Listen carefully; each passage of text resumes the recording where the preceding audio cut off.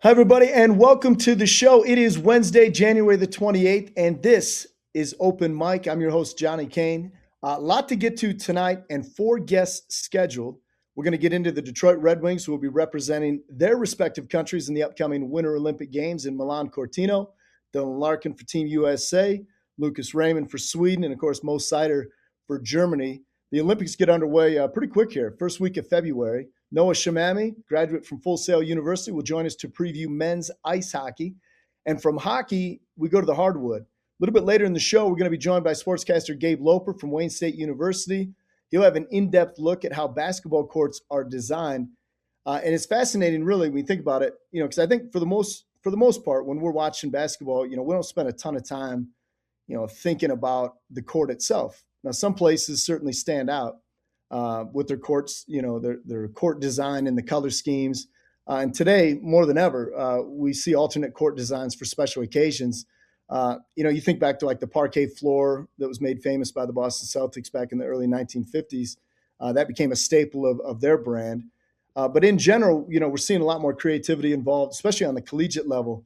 And it's not just the paint schemes, but it's what goes in and what goes on, quite literally, beneath the playing surface. So Gabe Loper is going to join us for a deep dive on that topic. And like I said, I really think it's fascinating. So we'll get into that in just a few minutes. We're also going to be joined by sportscaster Matt O'Brien and what it's like to be the child of a famous pro athlete. The expectations and pressures that come with it. And in some scenarios where the child exceeds, from an athletic standpoint, the careers of the parent. You think about Steph and Del Curry in the NBA, Marvin Harrison Jr. in the NFL, and a lot of other examples. So we're going to get into that in the second half hour of the show.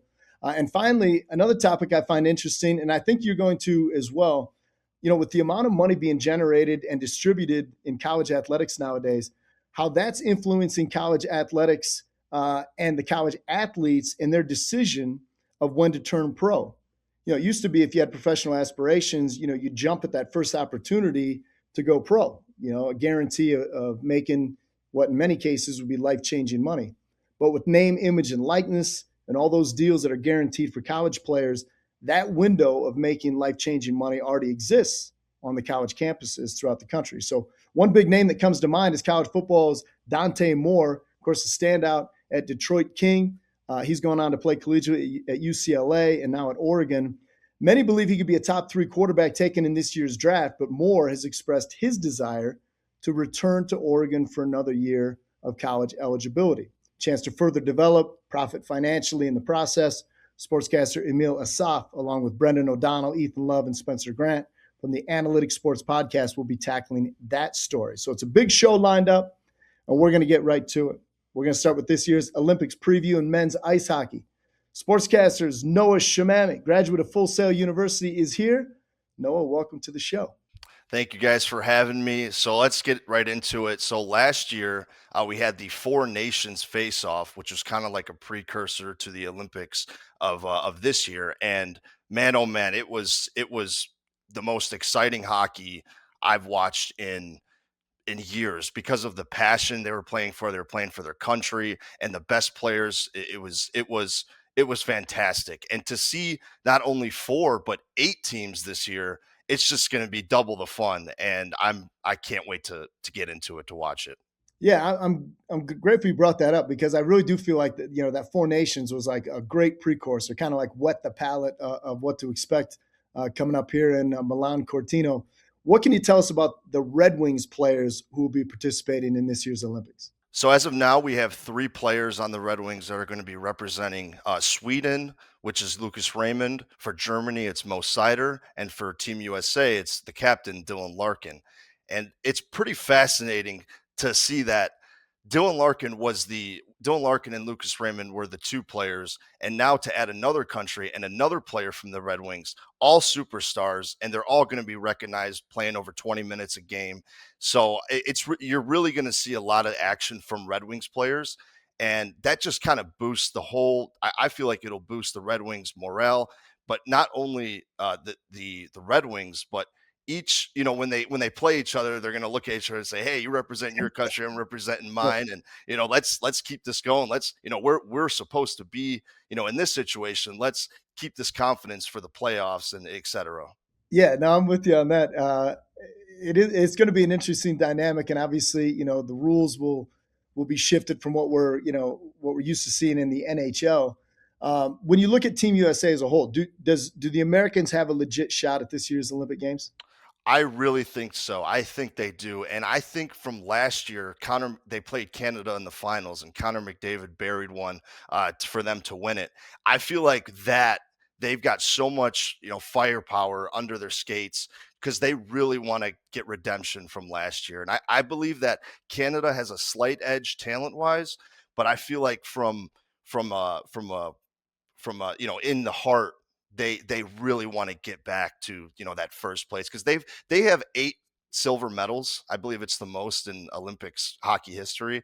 So they're sick and tired of being second, and they want to get that first seed this year. Absolutely. Let's get it done. Let's win a gold medal here in 2026. All right, here's Noah Shemami with the 2026 Olympic hockey preview.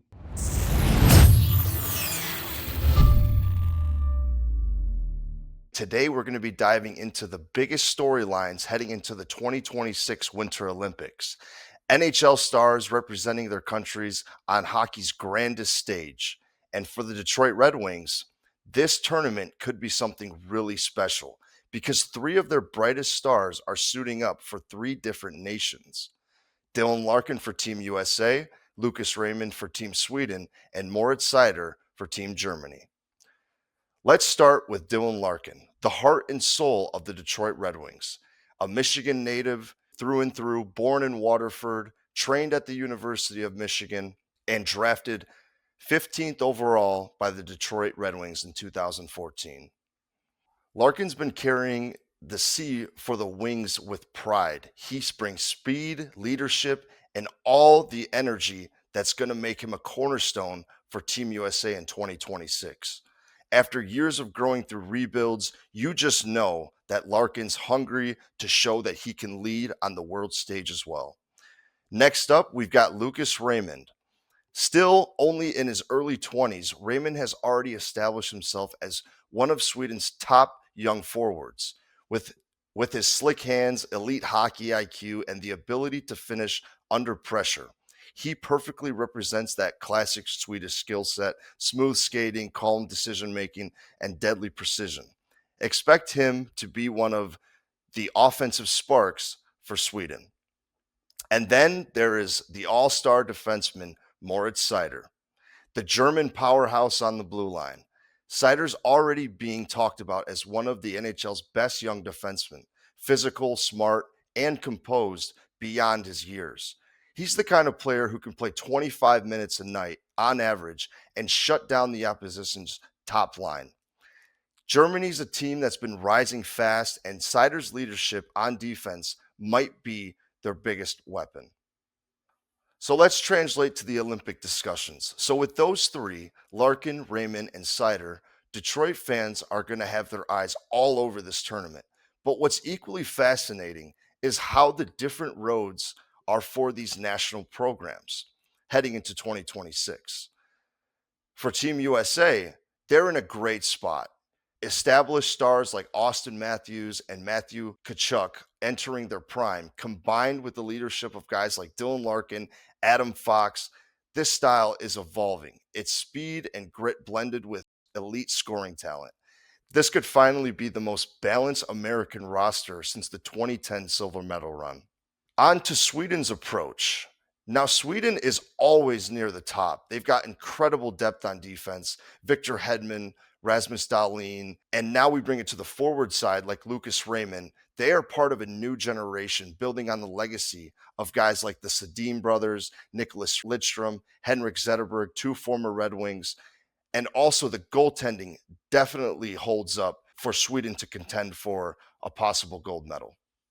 One of the coolest stories in international hockey right now is Germany. A decade ago, they weren't even considered contenders, but led by Leon Draisaitl and now Moritz Seider, they're changing fast.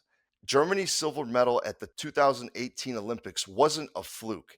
This is a nation on the rise, developing NHL level talent year after year. They'll play a tough, structured game, and that is Seider's central identity. So when that Olympic puck drops in 2026, it won't just be about national pride. It'll also be a showcase of how far the Detroit Red Wings franchise has come. 3 stars, 3 nations, 1 tournament, all representing Hockeytown in their own colors. No matter who you're cheering for, one thing's for sure, the 2026 Olympics are going to be an incredible reminder of how global the game has become. With that being said, that's all for now. I'm Noah Shemami. Thank you for tuning in. That was sportscaster Noah Shemami, graduate from Full Sail University. Really good stuff, and obviously looking forward to it. As I mentioned, the Olympics get underway that first week in February. When we come back, we turn to the hardwood. Wait till you hear what goes on and what goes into the business, the design, and the branding power of the elaborate court designs that you see when you turn on a basketball game. Don't go anywhere. Open Mic continues right after this.